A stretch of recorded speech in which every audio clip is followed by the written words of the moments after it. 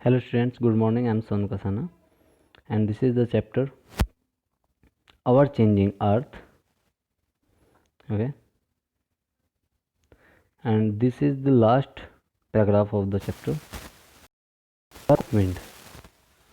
Have you ever visited a desert? Try to collect some pictures of sand dunes. क्या कभी आप किसी desert में विजिट किए हो, कभी गए हो?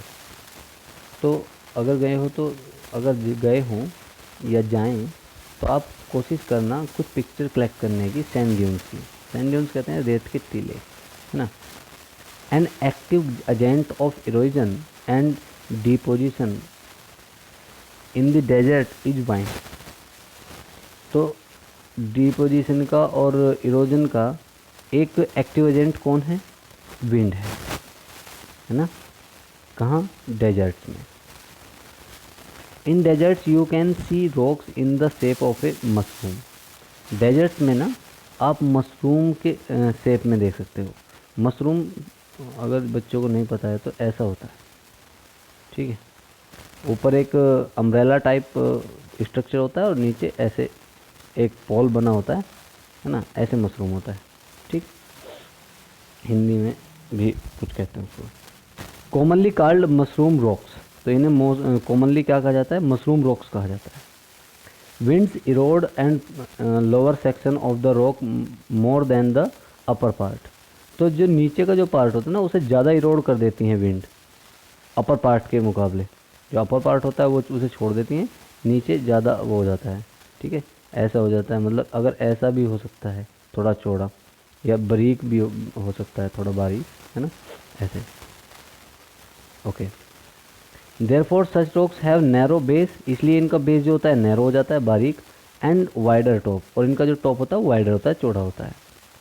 व्हेन द विंड ब्लोज, जब हवा चलती है, it lifts the transport sand from one place to another. ये करती है, ये ट्रांसपोर्ट कर देती है हवा मिट्टी को एक जगह से दूसरी जगह।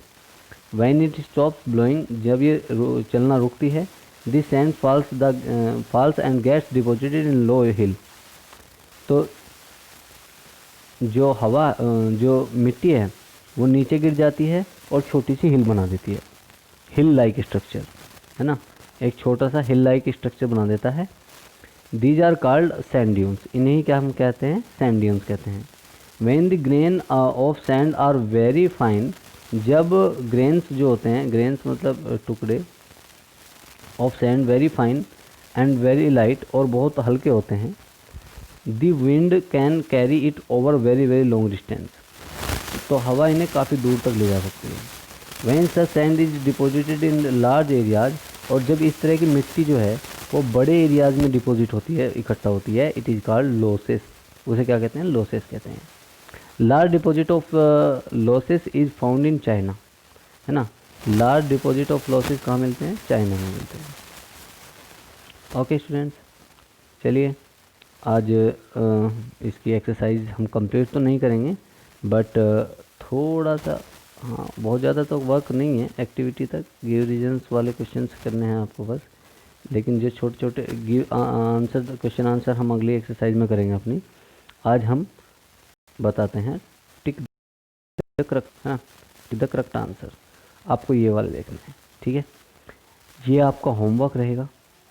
ये 5 आपको अपने आप से सर्च करने हैं। रफ़ नोटबुक में करने के बाद आपको मुझे सेंड करना है।